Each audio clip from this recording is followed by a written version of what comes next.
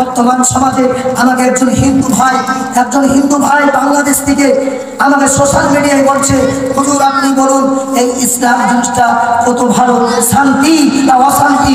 আমি তাকে জবাব দিয়েছিলাম, ইসলাম কথার অর্থ হলো শান্তি। বলে হুজুর যদি ইসলাম কথার শান্তি হয় তাহলে আপনাদের ইসলাম ধর্মে এমন কিছু লেখা আছে যে জিকির করতে করতে প্যান্ডেলের উপরে উঠে যাবে, এই জিনিসটা কোরআনের কোথাও নেই। মুসলমান, আজকে আমরা জানি জানাজার দোয়াটা, এই জানাজার একটা দোয়া, বর্তমান কিছু আলেম বার হয়েছে তারা বলছে এই জানাজার দোয়াটা দোয়া নয়, এটা একটা সূরা। ভাই গাঁজাখড়ি ফাতোয়া দিয়ে লাভ নেই, সমাজকে বরবাদ করে লাভ নেই। সমাজ থেকে আমরা একটু ভদ্রতা নিয়ে চলার চেষ্টা করি। ওদের বাবাজি ভাইজান, এই কোরআন আমাদের কাছে এসেছে, নবী আমাদের কাছে দিয়েছে, নবী আমাদের কাছে কষ্ট করে পুরো মুজাহিদের সঙ্গে এই ইসলামকে পৌঁছে দিয়েছে। ইসলামটাকে মেনে নিজে আমরা বেঁচে চলে নিয়ে চলার চেষ্টা করবো ইনশাআল্লাহ।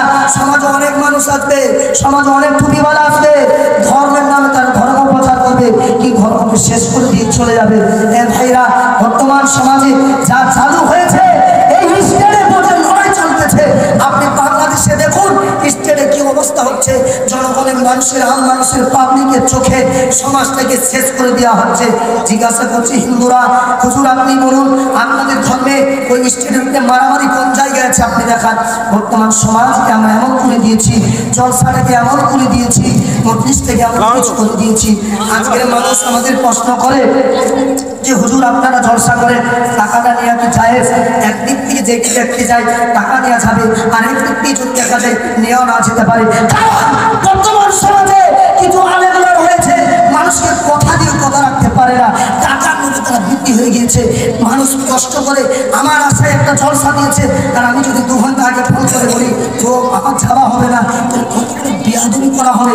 এটা টাকা চিনা হয়েছে, ইসলাম চিনতে পারি না, কোরআন চিনতে পারি না, আমি শুধু টাকা চিনেছি। যদি টাকাটা চিনতাম, যদি রুপিয়াদেরকে না চিনতাম, তাহলে আমি যদি 100 কিলোমিটার হতো না কেন এসে মানুষের সঙ্গে 1 ঘন্টা 8 ঘন্টা 5 মিনিট টাকা দিয়ে যেতে পারতাম। এটাই তো ইসলাম, এটাই তো ধর্ম।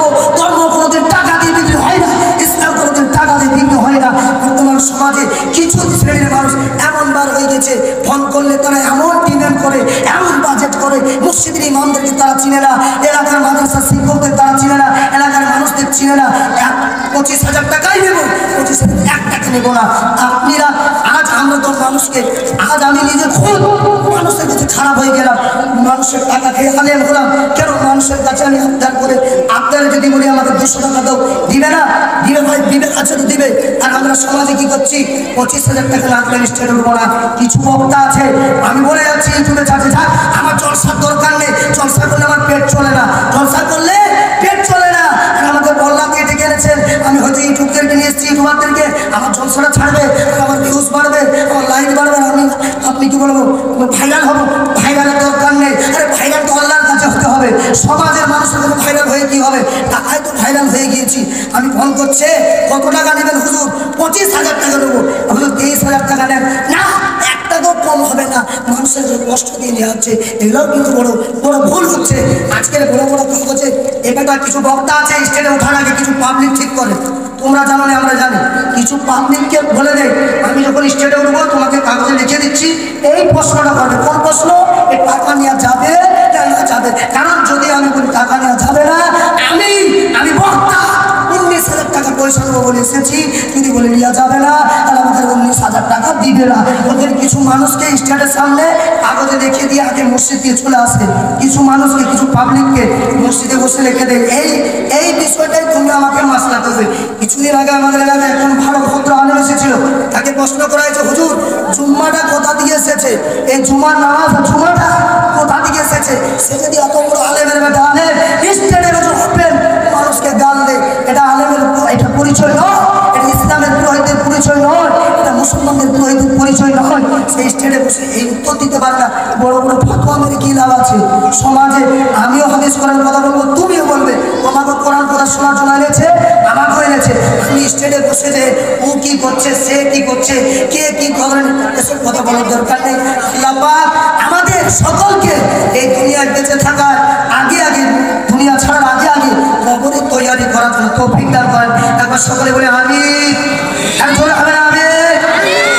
একটু আগে বলছি এই গেঞ্জি পরে উলঙ্গ অবস্থায় ঘুরতে পারবেন বাপ? আরে হ্যাঁ কিনা বলুন, ঘুরতে পারবেন? খুব সরম লাগবে তো। তাহলে এইখানে হাত ওখানে হাত একটু কোনো লাগে না, ল্যাংটা স্টেট করে কিছু কোনো সরে আসেন বা সরে আসেন। আমি তো আপনাদের এলাকার ছেলে, বৎসরে একবার আসতেছি, বৎসরে আপনারা দাওয়াত দিচ্ছেন, আমি তো পাওনা ধরা আছি।